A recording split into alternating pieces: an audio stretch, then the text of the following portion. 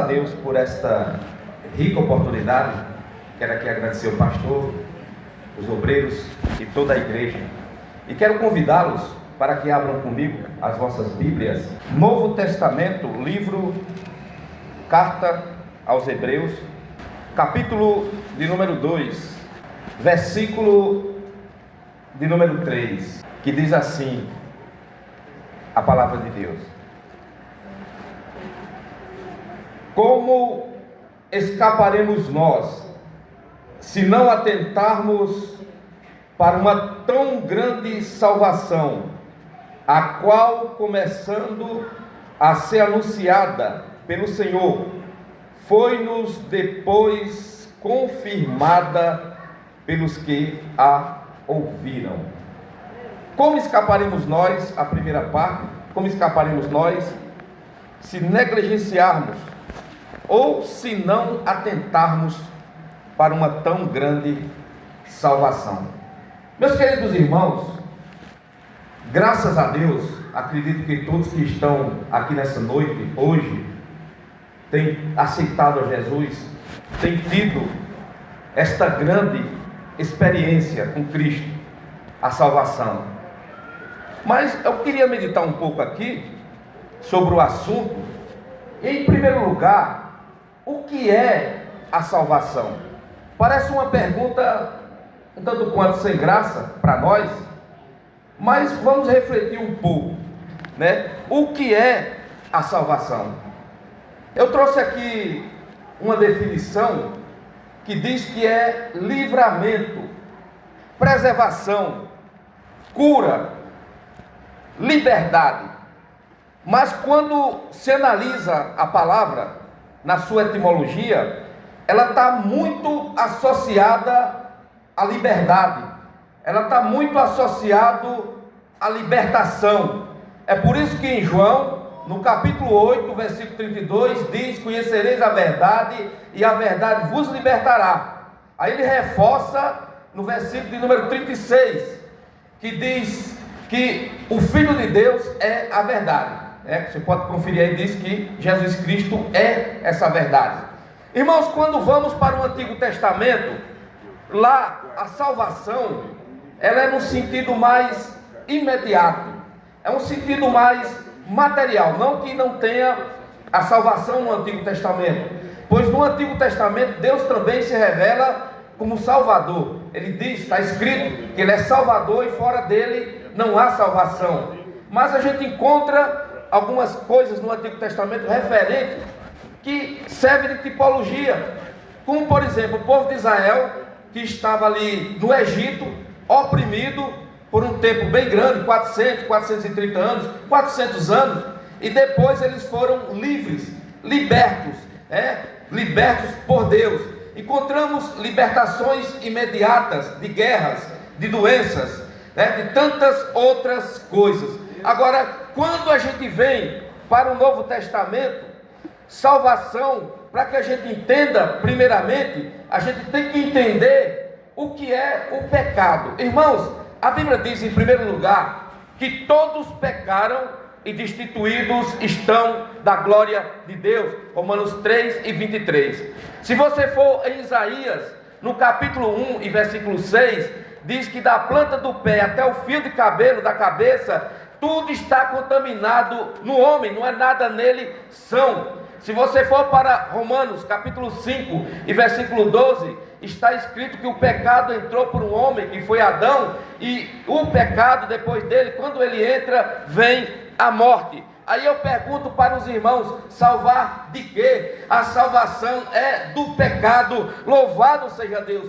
porque o homem, ele foi atingido pelo pecado em toda a sua constituição. O homem foi atingido pelo pecado no corpo, na alma e no espírito. Você pode ver isso em 1 Tessalonicenses 5:23, quando diz que todo o teu espírito, alma e corpo sejam plenamente conservados ou guardados para a vida do Senhor. Se você for para 2 Coríntios 7 e versículo 1, está escrito que a gente deve se livrar de toda imundícia, quer da carne, quer do Espírito. Então a salvação, irmãos, que Cristo nos oferece é uma salvação do pecado. Louvado seja Deus. É uma salvação muito grande que, como ele diz aqui, como escaparemos nós se não atentarmos para uma tão grande salvação? Louvado seja Deus. Mas você vê que o pecado, ele não atingiu somente a constituição do homem, o corpo, a alma e o espírito, como ele atinge o homem no todo. E tem uma coisa, irmãos, o pecado, ele tem uma tendência muito grande, e é desse jeito, ele vai cada vez mais aumentando. Se você for para Gênesis, capítulo 6 e versículo 5, está escrito que o homem, Deus contemplou e viu que o pecado, a iniquidade no homem, era constante ali, estava cada vez mais aumentando. É tanto que ele fala com Noé, Noé constrói aquela arca e somente 8 pessoas, Noé e sua família, entram naquela arca. Se você for para Romanos, capítulo 1 e versículo 18, você vê que o pecado ele tem uma tendência de cada vez mais ir aumentando, cada vez mais ir se multiplicando. Romanos capítulo 1 e versículo número 18: porque do céu se manifesta a ira de Deus sobre toda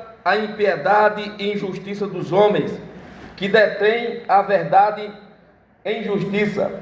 Porque o que de Deus se pode conhecer, nele se manifesta, porque Deus lhe manifestou. Porque as suas coisas invisíveis, desde a criação do mundo, tanto o seu eterno poder como a sua divindade, se entende claramente, se vê pelas coisas que estão criadas, que eles fiquem inexcusáveis, ou seja, que não tenham desculpas. Portanto, tendo conhecimento de Deus, não glorificaram como a Deus, nem lhe deram graças. Antes, em seus discursos, se desvaneceram, o coração insensato se obscureceu, dizendo: sábio, tornaram-se loucos e mudaram a glória de Deus incorruptível em semelhança de imagem de homem corruptível, de quadrúpedes e de répteis. Pelo que também Deus os entregou às suas concupiscências do coração e da imundícia, para desonrarem os seus corpos entre si. Os irmãos veem que é uma coisa cada vez mais vai aumentando. Agora tem uma notícia muito boa. Eu tenho falado aqui que o pecado tem se multiplicado. Eu tenho falado aqui que o pecado ele tem cada vez mais atingido o homem, cada vez mais não tem. É uma coisa que o homem nasce e tem essa tendência, não tem jeito, é hereditário.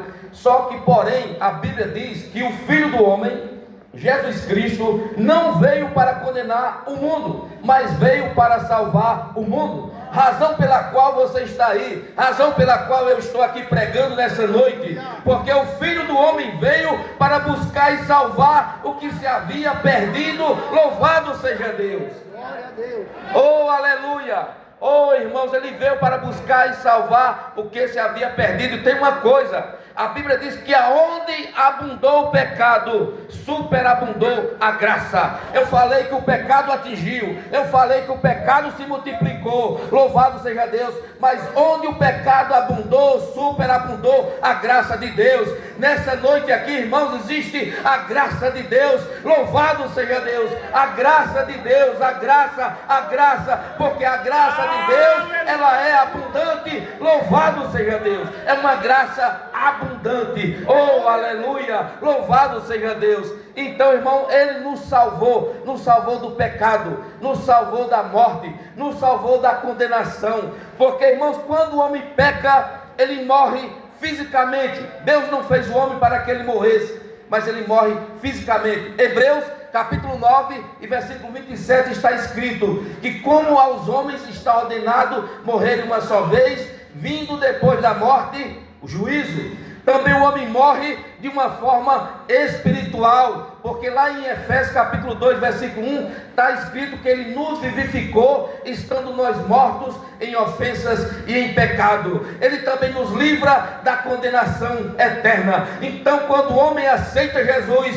ele recebe vida. Louvado seja Deus. A vida de Deus está aqui nessa noite. Oh, aleluia. Se você tem errado, tem se desviado do caminho, tem trilhado outro caminho, tem muitas das vezes namorado com o mundo, saiba que Jesus Cristo está aqui nessa noite e ele oferece o perdão. Louvado seja Deus. Aleluia. Oh, aleluia.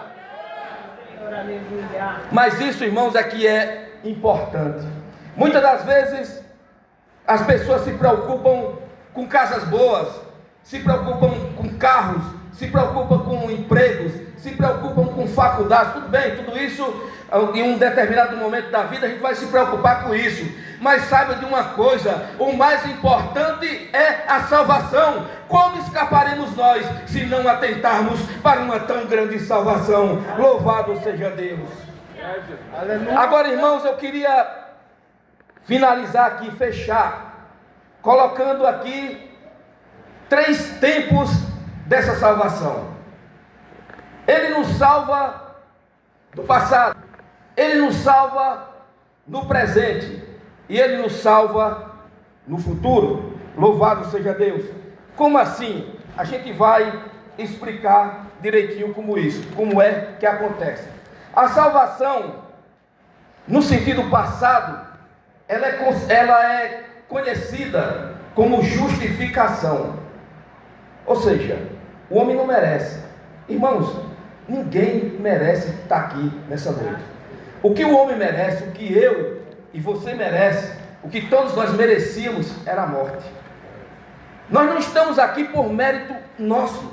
Tem muita gente que muitas das vezes se orgulha, mas a salvação não é um mérito do homem.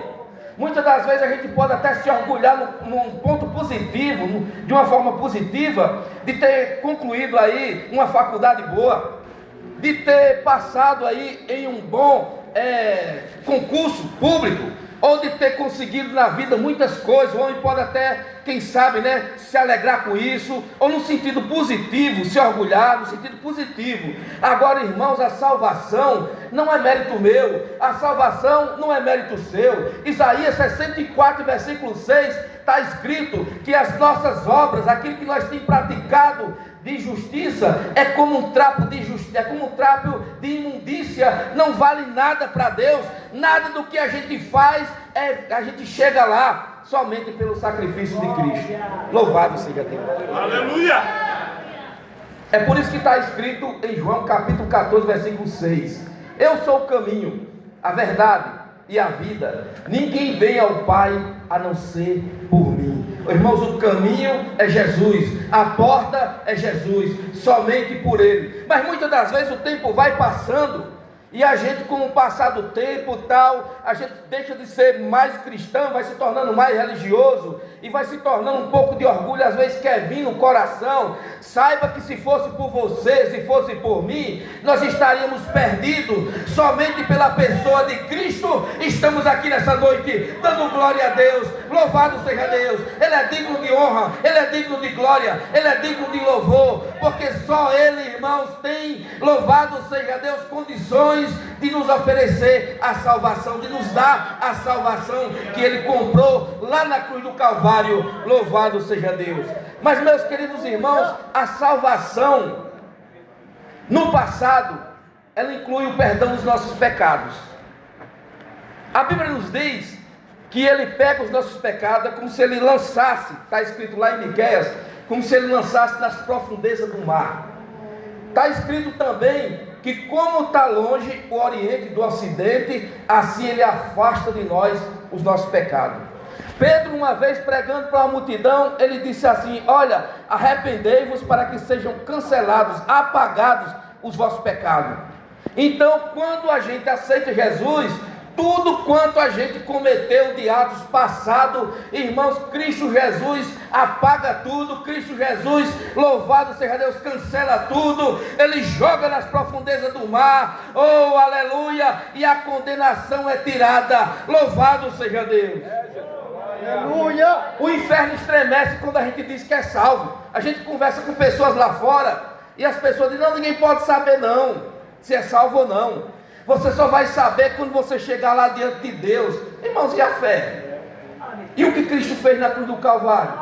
Ah, pois nós podemos saber sim, porque a Bíblia diz lá em João capítulo 3, versículo 17 ou 18, que não existe condenação para aquele que crê. Quem crê não é condenado. Nós podemos saber sim que lá em Romanos capítulo 8, versículo 1, diz que nenhuma condenação há para os que estão em Cristo Jesus, que não andam segundo a carne, louvado seja Deus, mas segundo o Espírito. Como assim nós não podemos saber? O que é que estamos fazendo aqui então? Louvado seja Deus, temos a certeza, louvado seja Deus, que estamos salvos na pessoa bendita de Jesus Cristo. Não pelos nossos atos, não pelos nossos merecimentos, mas por aquilo que Ele fez na cruz do Calvário. Louvado seja Deus.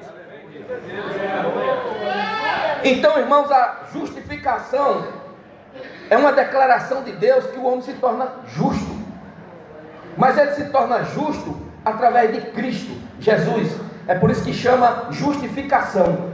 A Bíblia diz no Salmo 53 que ele é justo, ele seria justo, quando ali é uma profecia sobre Cristo, Isaías 53, aí ele fala assim que ele seria justo e justificador dos pecados. Então ele é quem justifica. Quando a gente abre em 1 Coríntios, que é um versículo que eu gosto muito, capítulo de número 6 de 1 Coríntios, o versículo 11, capítulo 6 e o versículo de número 11 de 1 Coríntios. Aleluia, louvado seja Deus. 6 e 11. Interessante, irmãos, que o versículo 9, para que a gente complete aqui o pensamento, o versículo 9, o 10, ele diz assim, ó: não sabeis que os injustos não hão de herdar o reino de Deus? É uma pergunta, e é uma pergunta retórica. Não erreis, nem os devassos, nem os idólatras, nem os adúlteros, nem os efeminados, nem os sodomitas, nem os ladrões, nem os avarentos, nem os bêbados, nem os maldizentes, nem os roubadores herdarão o reino de Deus. Agora veja como é que ele diz no versículo 11: e é o que alguns têm sido, mas haveis sido lavados, mas haveis sido santificado, mas haveis sido justificado em nome do Senhor Jesus e pelo Espírito do nosso Deus. Veja que ele inicia dizendo: e é o que alguns têm sido. Eu acredito que aqui nessa noite tem ex-drogado, ex-cachaceiro, ex-adúltero, ex-efeminado, ex-ladrão, ex-mentiroso, tudo é ex. Agora somos novas criaturas na pessoa bendita de Cristo. Louvado seja Deus. E como diz em 2 Coríntios capítulo 5 e versículo 17, que quem está em Cristo, nova criatura é. As coisas velhas já se passaram e eis que tudo se fez novo. Louvado seja Deus. Oh, aleluia. Então a justificação, irmãos, é quando ele perdoou os pecados. Nós não tínhamos condições nenhuma, ele perdoa. Agora tem um outro tempo aqui. Eu falei do tempo passado, existe o tempo presente. O tempo presente, irmãos, ele é conhecido como santificação.